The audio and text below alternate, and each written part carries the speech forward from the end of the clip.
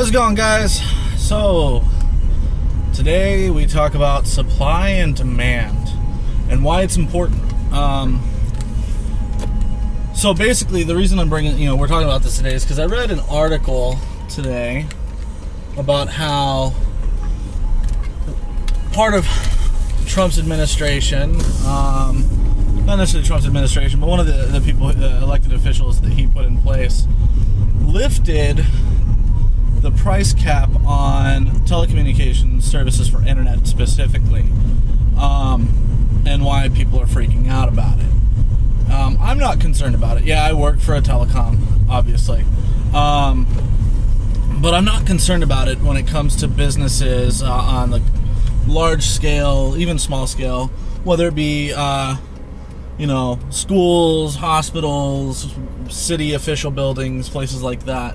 I'm not worried about it, and here's why. Yeah, they lifted the price cap, so these companies can technically raise their prices to whatever they want them to be. But here's why it's not going to be an issue: competitorship, supply and demand. And the law goes into specifics about it mostly just is supposed to affect areas that have multiple provider options, so that they have two or more providers available. Then if there's company competition, then these businesses can choose to elevate their prices to any number of dollars they want for a service. But competitorship is why there isn't going to be an issue here. If I'm a business, right, and I'm a telecommunications company, I'm an internet provider, and I decide, for businesses, before I was only allowed to charge $100 a month for a 100 meg service, but now I can choose to charge $1,000 a month for a 100 meg service. And these businesses, they need internet, so they're gonna pay it. Well, I can do that, but what's gonna happen if I do that and nobody else does? I'm gonna lose a lot of business. And here's the problem. The argument I heard today, because I was talking to a few other people about this, and they're like, well, what if they all get together, all these corporate conglomerates get together and choose to increase their prices by 50% equally? All of them choose to raise their prices by 50%. And that's a valid argument. Yeah, they could. Except, here's why they won't. Trust.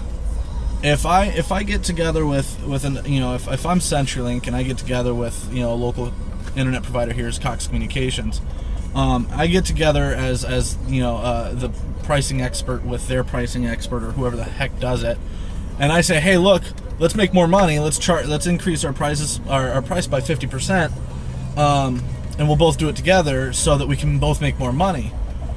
Well, what's to stop me from agreeing to this and then not doing it? So here Cox goes, okay, yeah, let's do it, and boom, prices go up by 50%, but I don't do it. I leave my prices where they're at. Well, guess what's going to happen? All of Cox Communications customers are going to flee them and run to me. They're going to say, screw this, I'm out, gone, and they're going to come, hey, Steven, we want your service. And I'm going to say, welcome aboard. It's not going to happen. Price ceilings have never really been a necessity in a lot of industries. The big ones are going to be your gas and oil industries. Yeah, those guys, they need to have a ceiling because people will absolutely pay for gas. They need a car to get around, and their car needs gasoline, so they're going to pay what they have to. Now, they're still going to price shop. They're still going to look for the best price around, but all of these, gasoline companies, first and foremost, they've got branding, availability. People are willing to spend 10-20 cents per gallon more to go with their preferred fuel provider, fuel type, gas station or whatever, due to loyalty, guarantees, whatever the case may be. But they're willing to spend a little bit more. Internet's not the same thing. Internet is, people say it's one of the arguments I saw in this article or comments on this article is people saying internet's basically a necessity, and I'm sorry, internet.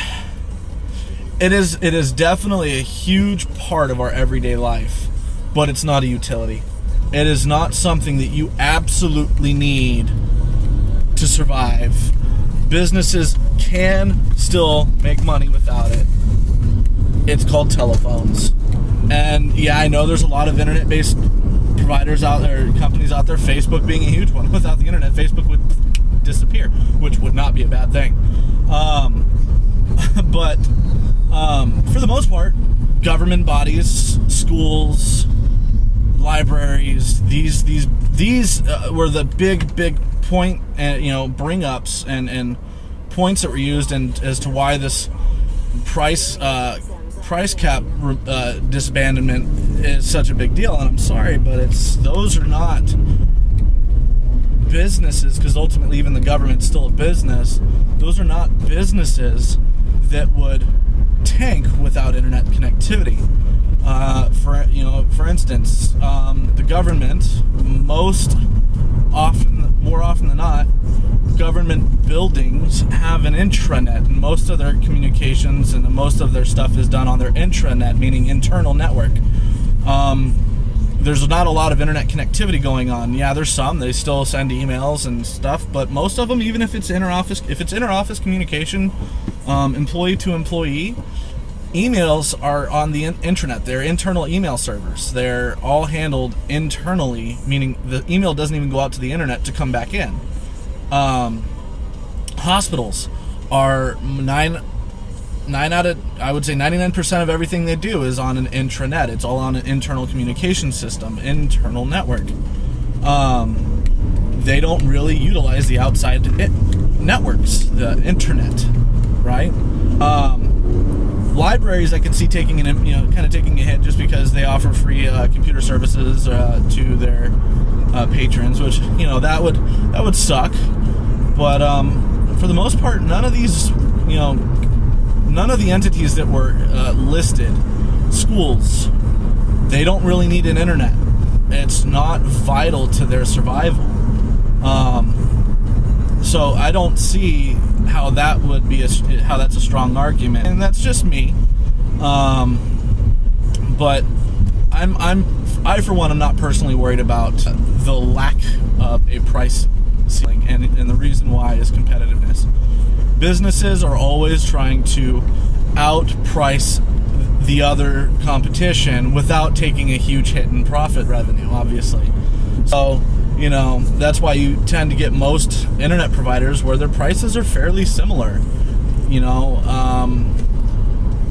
The big differences would be, for instance, areas where CenturyLink's DSL service is still only 1.5 or 3 or 5 meg services, or even 7 or 12. They're not operating at high speeds yet. I could see, that the big, for us, the price is pretty much the same all the way up to 7 meg internet, or less. So I could see where, maybe we may be pricing better on the lower speeds, or better on the dollar amount per month, but another provider, a cable provider, might be able to come in and offer a 20 meg service for just $10 or $20 more a month, and people are more opted to go for that just because it's better speed, and more reliable on connectivity when it comes to internet usage. So I can see that being an issue. And that's where businesses that offer have internet services in areas where there's no real need to build up the infrastructure because it's too expensive, the return in there, whatever the case may be, I can definitely see that being a huge factor in whether we're competitive or not. But ultimately, it boils down to the simple fact that if I'm a business and I want to raise my price 50%, 10%, 2%, if I even increase my price per month, my cost of services by 2%, I could be risking losing a lot of business. And trust me when I say this, when it comes to government operations, which would be schools, actual city hall, things like that, libraries, hospitals, they operate not as government entities, but as large business entities. Their cost of service, the amount of revenue that they provide the company as a whole, so if you look at the whole spectrum, not individual entities, but as a whole, there's a good bulk of these businesses, these internet providers. A bulk of their business comes from these entities, large business and government accounts, and it's because it is expensive. Most of the time, the services aren't cookie cutter. They're not just, oh, let's send a technician out and he'll hook up a modem and hook up your phone lines and call it good. No, it's usually we have to send technicians out over the course of several days or weeks to run Cat5 cables and network cables all throughout the building to make sure that there's access points all over the place, so that the Wi-Fi is readily accessible anywhere inside the building without any integrity issues or connectivity issues. So there's testing involved. We call those design services, by the way, or high capacity orders, services.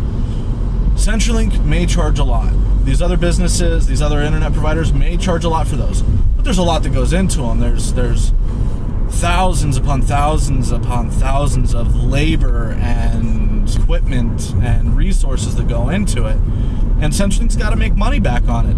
That's the bottom line. Same with these other companies. There's nothing is free, so when we hit stuff up, well, it costs money to send a technician to you. That's why there's install charges or activation fees. That's why those exist, is because the company isn't going to just fork out the cost of a technician for 3 or 4 hours when their hourly is in the $20 range. Keep that in mind. If you ever were to set up a CenturyLink, the average technician makes around $26 an hour on average. So if they're out there for 2 hours setting up your service because your order requires that setup cost the company $52 or so, maybe more, maybe a little less, depending, obviously. But then there's the fuel for the truck, there's the mileage on the truck, the wear and tear on the truck, all the equipment involved to make sure it happens.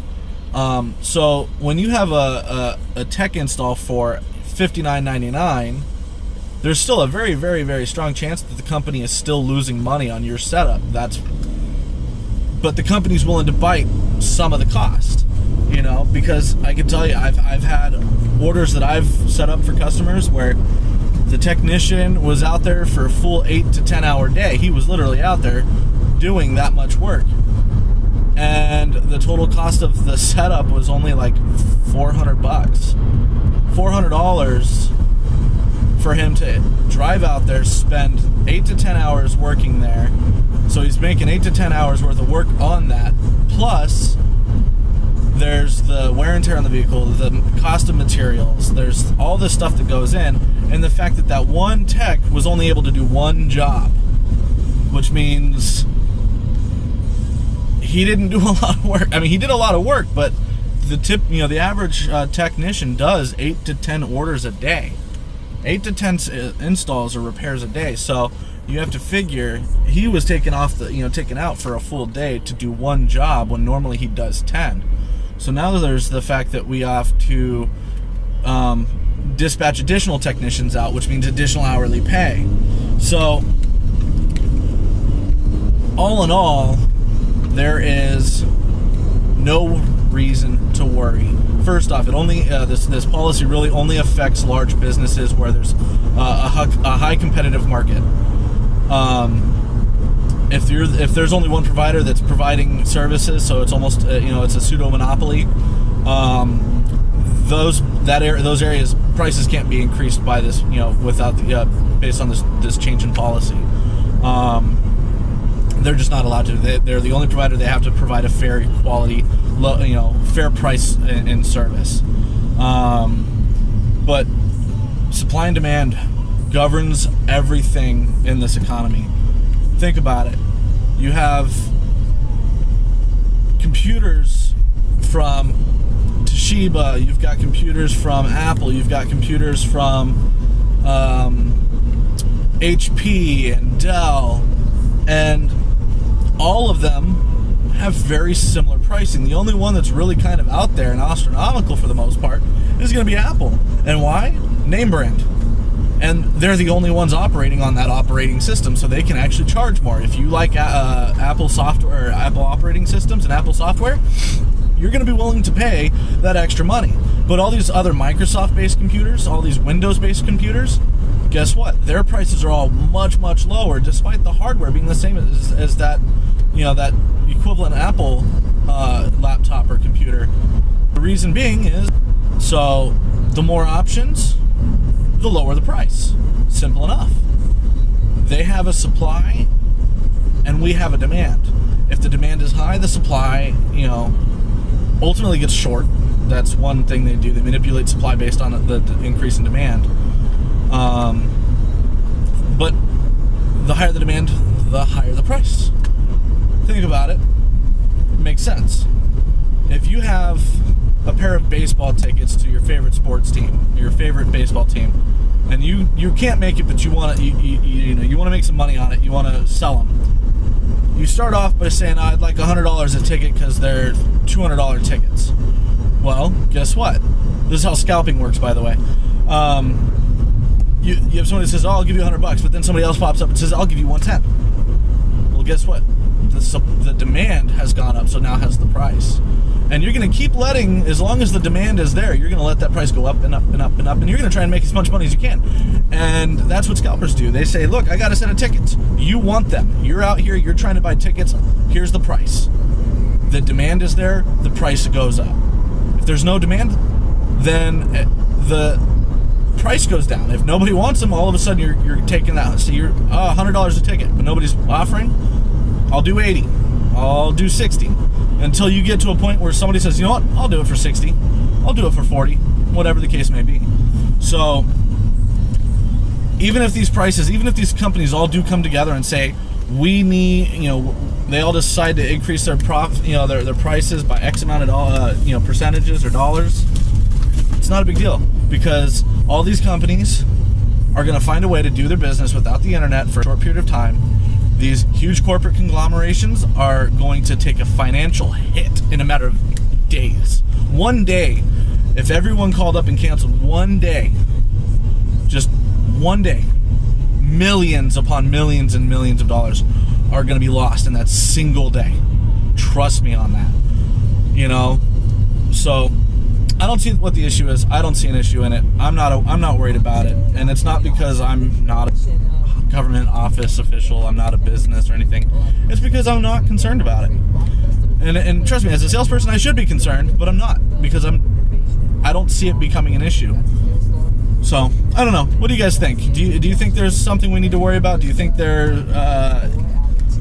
is an issue? Do you think we should reinstitute? The government should reinstitute a price cap on internet services in high industry area or high competitive industries, or markets, or are you not concerned about it either?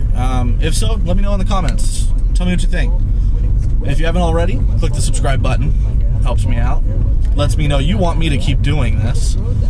And if you liked the video, go ahead and hit that like button. And if you want to be notified every day that I upload a video, click on that bell and turn that setting on.